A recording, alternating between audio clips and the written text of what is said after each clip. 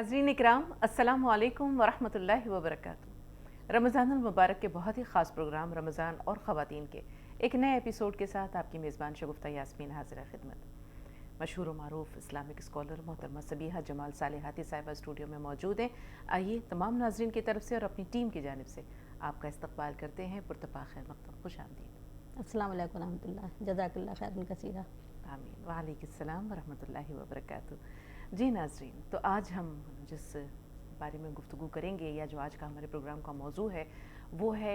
आखिरी अशरा और इसमें एतिकाफ़ की अहमियत, इसमें किस तरह से ज़्यादा हम अल्लाह ताला को राज़ी करने की कोशिश करें। हम ये देखते हैं कि अल्लाह ताला ने रमज़ान मुबारक को 3 अशरों में तकसीम किया है। पहला अशरा जो है वो रहमत का है, दूसरा मग़फ़िरत का है और तीसरा जो है वो इत्क़ुम मिनन नार यानी जहन्नुम से निजात या छुटकारे का है। तो जैसे जैसे हर अशरा गुज़रता है, इबादत के लिए इंसान का ज़ोर भी बढ़ता चला जाता है और वो वक्त आता है जब बंदा जो है वो कामिल यकसुई के साथ अड़कर या गिड़गिड़ा कर अपने रब की मग़फ़िरत तलब करता है। शायद इसीलिए कहा गया है कि ये इत्क़ुम मिनन नार है, यानी जहन्नुम से निजात या छुटकारे का। तो किस तरह से ये आखिरी अशरा किस बात का मुतक़ाज़ी है? इबादतें हों, रब की रज़ामंदी हो, उसकी खुशनुदी हो, बहुत सारी चीज़ें इस आखिरी अशरे में सिमट आई हैं। सबीहा साहिबा से जानते हैं कि इसे इत्क़ुम मिनन नार, जहन्नुम से छुटकारे या निजात का ज़रिया या अशरा क्यों कहा गया है और इसकी फ़जीलत क्या है, कौन सी चीज़ें हैं जो इसके अंदर छुपी हुई। आऊज़ु बिल्लाहि मिनश शैतानिर रजीम, बिस्मिल्लाहिर रहमानिर रहीम।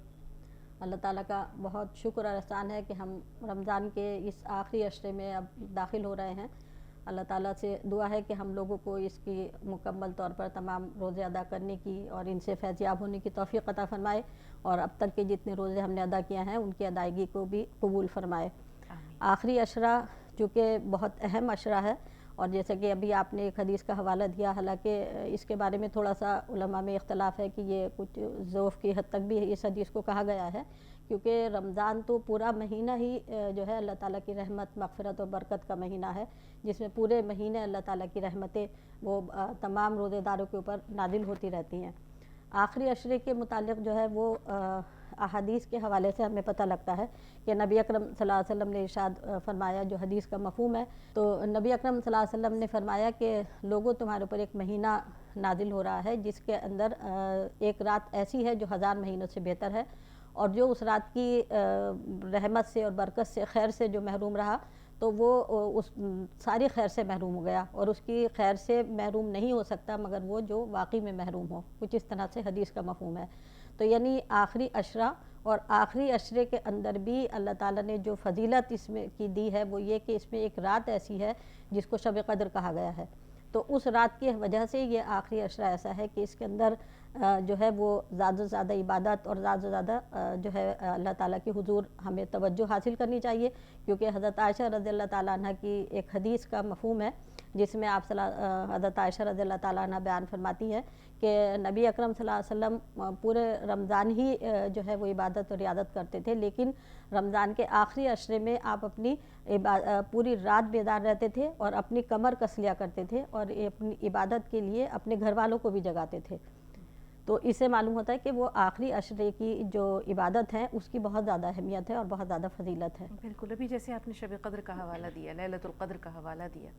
हम ज़रूर जानेंगे कि क़द्र तो कहते हैं, क़द्र व मंज़िलत है, इसकी अहमियत है। ख़ुद अल्लाह ताला ने जब सूरह क़द्र नाजिल की तो उसमें पूरी तफसील बता दी कि इसे क्यों क़द्र कहा जाता है। लेकिन हम देखते हैं कि क़द्र जो है वो अरबी में कुछ और मानों में भी इस्तेमाल होता है, तो इसे लैलतुल क़द्र क्यों कहा जाता है? जी, बहुत अच्छा सवाल आपका। और ये सूरत हमारे तमाम नाज़रीन जानते ही हैं कि अल्लाह ताला ने जो ये एक अहम सूरत इसके बारे में नाजिल की है, तो इसका शान नुज़ूल यही है कि अल्लाह ताला ने कहा कि ये इन्ना अंज़लनाहु फ़ी लैलतिल क़द्र, कुरान के मुतालिक अल्लाह ताला ने फरमाया कि इसको हमने क़द्र वाली रात में नाजिल किया है। और फिर कहा कि वमा अदराका मा लैलतुल क़द्र, और तुम क्या जानो कि वो क़द्र वाली रात क्या है। लैलतुल क़द्री खैरुम मिन अल्फ़ि शहर, ये क़द्र वाली रात जो है ये 1000 महीनों से बेहतर है। तो क़द्र के मानी जिस तरह से जो है मुफस्सिरीन ने या जो हमारे सल्फ़ हैं उन लोगों ने अलग अलग इसके बारे में बयान किए हैं। क़द्र के एक मानी तो वही है कि शर्फ़ वाली, मंज़िलत वाली, अज़मत वाली रात, کیونکہ اس رات کی جو ہے منزلت اور عظمت وہ صرف قرآن کی وجہ سے ہے کہ اللہ تعالیٰ نے اس رات میں قرآن نازل کیا، تو اس رات سے بڑھ کر عظمت والی رات جو ہے اللہ تعالیٰ کی نظر میں نہیں ہے، اور اللہ تعالیٰ نے اسی لیے اس کی رات کی عبادت کا اجر جو ہے وہ 1000 مہینوں سے، مطلب 1000 کی صرف گنتی کے لیے نہیں ہے کہ 1000 ہے، بلکہ 1000 جیسے ہم اس میں محاورے میں بولتے ہیں کہ 1000، تو اس میں 1000 سے مراد یہ کہ بہت بے تحاشا اجر ہے اس کا۔ پھر دوسرے قدر کے معنی ہوتے ہیں کسی چیز کی جو ہے وہ تقدیر، اندازہ کر، ہاں تقدیر وہ کر دینا، کسی چیز کو مقدر کر دینا، اس کے معنی کے اندر آتا ہے۔ تو چونکہ اسی میں آگے چل کر سورہ قدر میں ہی اللہ تعالیٰ نے فرمایا نا کہ تنزل الملائکۃ والروح، کہ اس کے اندر ملائکہ اور روح یعنی حضرت جبریل علیہ السلام نازل ہوتے ہیں، اور اللہ تعالیٰ کا ہر حکم لے کر، من کل امر سلام، ہر حکم لے کر نازل ہوتے ہیں، اور سلامتی والی یہ رات ہے، یہ حتی مطلع الفجر، یہاں تک کہ فجر طلوع ہو جائے۔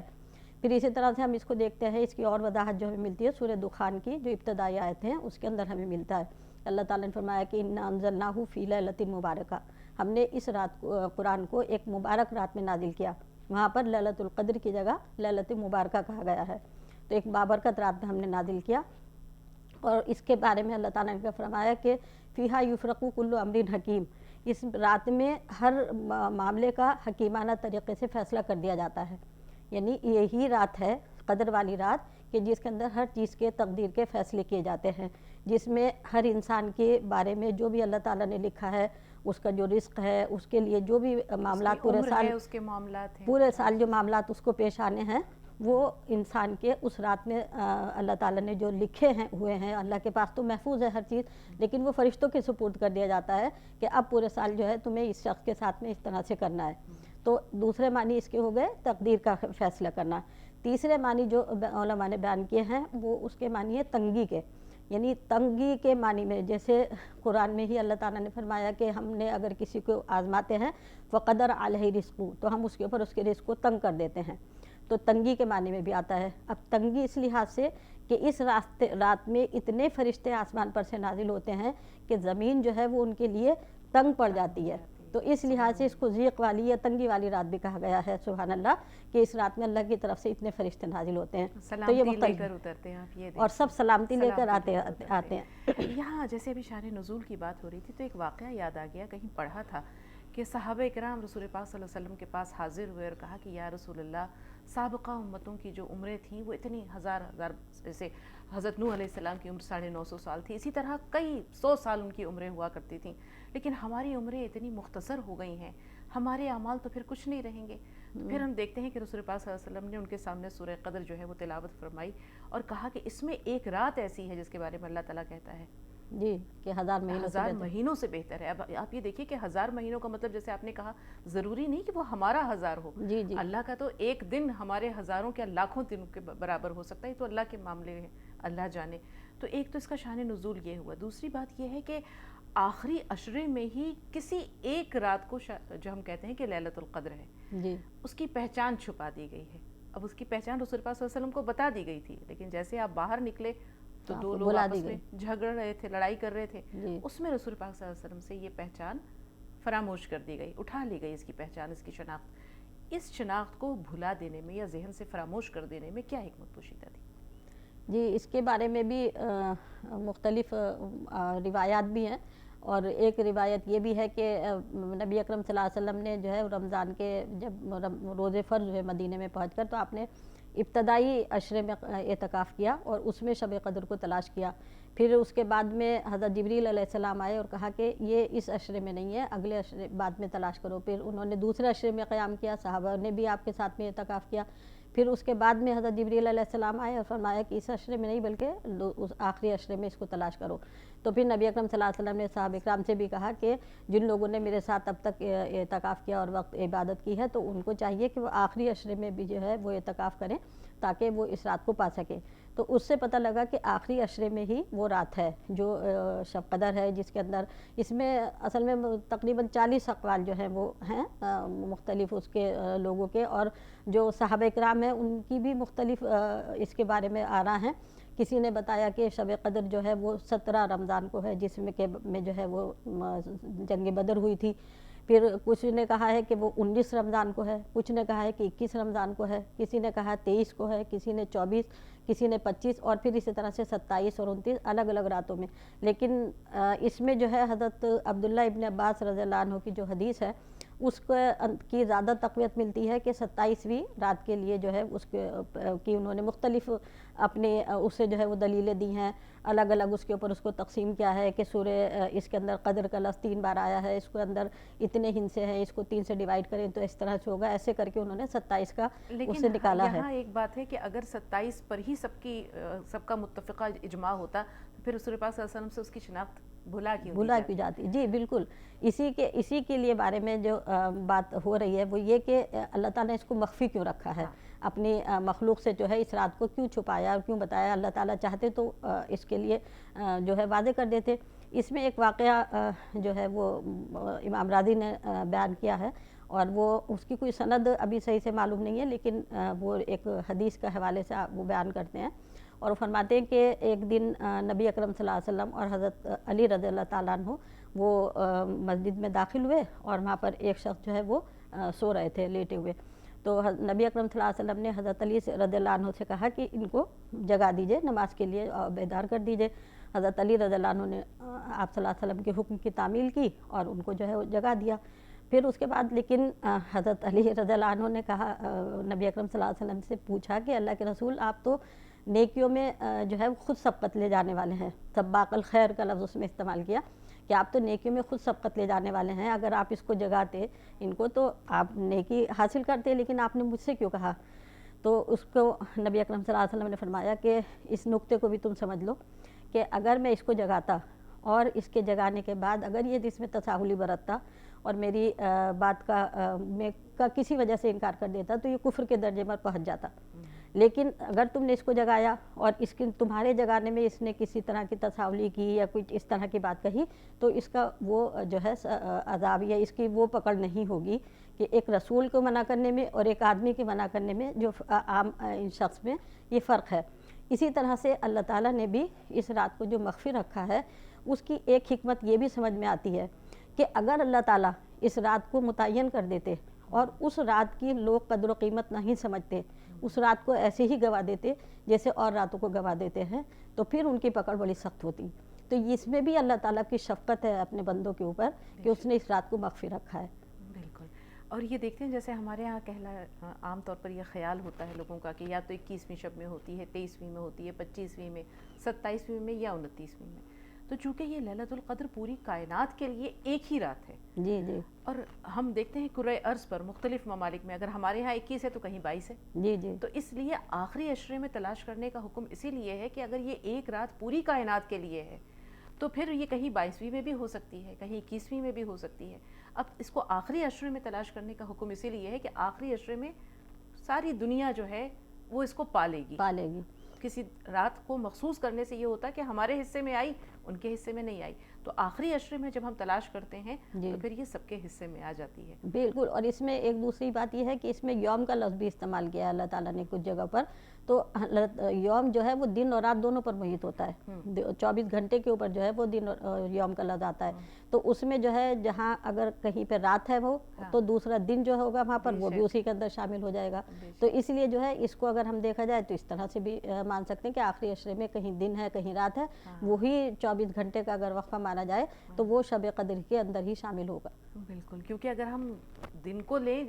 رات کا اپوزٹ تو وہ نہار ہے. جی. لیل اور نہار ہے، لیکن یوم کا لفظ جو ہے وہ اس میں سب آ جاتا ہے، رات بھی آ جاتی ہے اور دن بھی آ جاتا ہے. بالکل. اب ہم آتے ہیں عبادات کی طرف اور ہم نے شب قدر کی اہمیت بھی آپ سے جانی.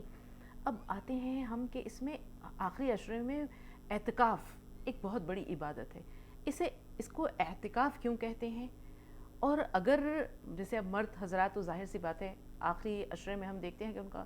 زیادہ تر جو ہے وقت وہ عبادات میں گزرتا ہے. بہت سے لوگ چھٹیاں لے لیتے ہیں اور وہ معتکف ہو جاتے ہیں مساجد میں. خواتین کے ساتھ بہت سارے مسئلے ہیں. بالکل. چھوٹے چھوٹے بچے بھی ہیں، اسکول بھی بھیجنا ہے، بہت سارے کام ہیں، کوئی گھر میں بزرگ ہے بیمار ہے اس کی خبر گیری بھی کرنی ہے. تو ایسے میں خواتین اعتکاف کیسے کریں؟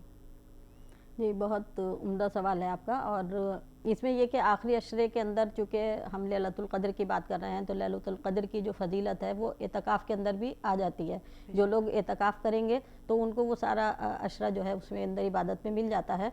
اعتکاف کے ویسے اگر ہم دیکھیں تو لفظی معنی لغوی معنی ہوتے ہیں، کسی جگہ رکے رہنے کے، پڑے رہنے کے معنی میں آتا ہے. اور شریعت کی اصطلاح میں اعتکاف اس کو عبادت کو کہتے ہیں کہ جس میں انسان دنیاوی مشاغل سے الگ ہو کر کسی ایک ایسی مسجد میں عبادت کے لیے بیٹھ جائے جس میں جو ہے جماعت سے نماز ہوتی ہے. یعنی ہر مسجد میں اعتکاف نہیں کیا جا سکتا، بلکہ ان مساجد میں اعتکاف ہوگا جن میں جمعے کی نماز خاص طور سے 5 نمازوں کے علاوہ جمعے کی نماز بھی جو ہے ان مسجدوں کے اندر ہوتی ہو، ان میں اعتکاف کیا جا سکتا ہے. تو اعتکاف کے معنی تو یہ ہوئے گئے کہ ایک طرف انسان بیٹھے. پھر اس کا جو طریقہ ہے وہ یہی ہے کہ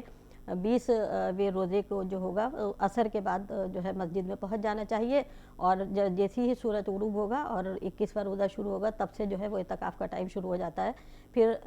جب عید کا چاند دکھائی دے گا اس وقت جو ہے وہ اعتکاف ختم ہو جاتا ہے. اس میں 29 بھی 9 دن بھی ہو سکتے ہیں اور 10 دن بھی ہو سکتے ہیں اعتکاف کے لیے. تو اس میں جو ہے مردوں کے لیے تو یہی ہے کہ مسجد کے اندر اعتکاف کریں. خواتین کے لیے یہ بہتر ہے کہ وہ اپنے گھروں کے اندر اعتکاف کریں. حالانکہ اس میں بھی تھوڑا سا اختلافی مسئلہ ہے.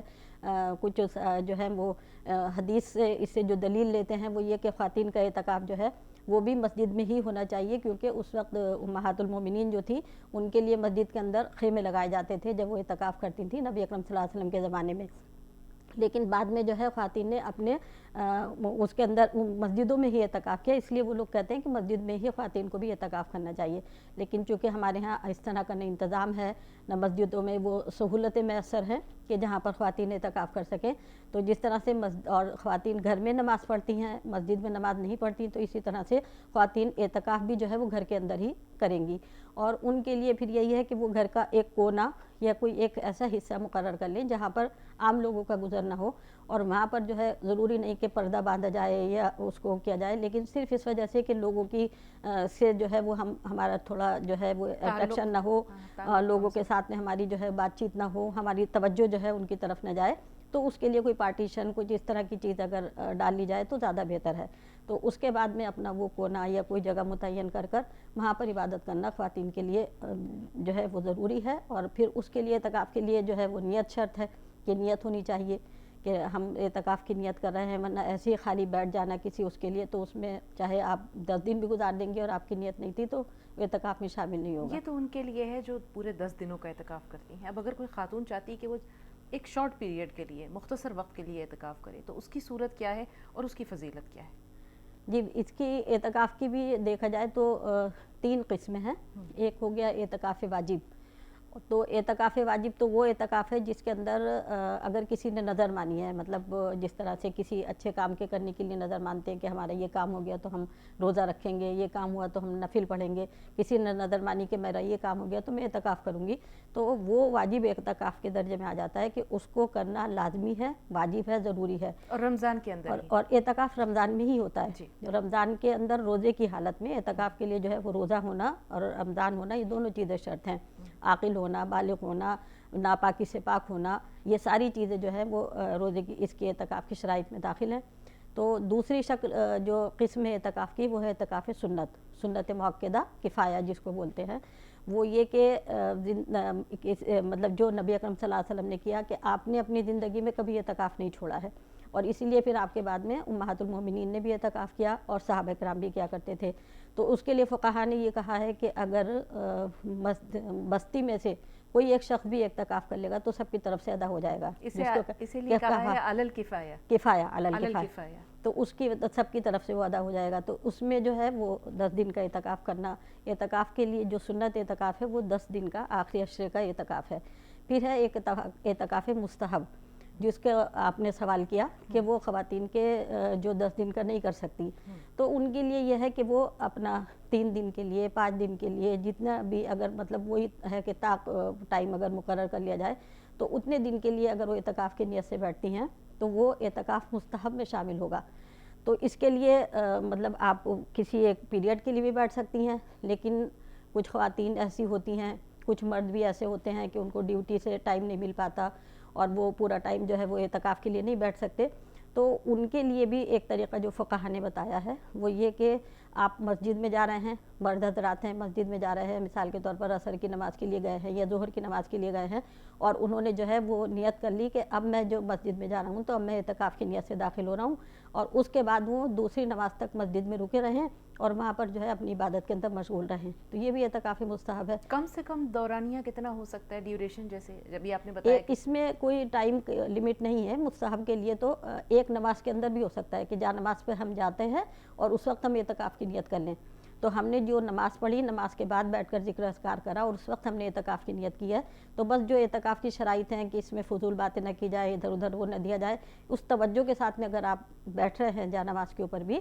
تو وہ بھی اعتکاف کے اندر شامل ہو جاتا ہے۔ ابھی آپ نے کہا فالتو ادھر ادھر کی باتیں نہ کی جائیں، مقصد یہ ہے کہ پورے انہماک اور خشوع و خضوع کے ساتھ اللہ کی عبادت میں پورے استحضار کے ساتھ عبادت کی جائے۔ جی لیکن آج کے دور میں تو ہم دیکھتے ہیں کہ جو موبائل فون ہے ہمارے پاس، سیل فون ہوتے ہیں، یا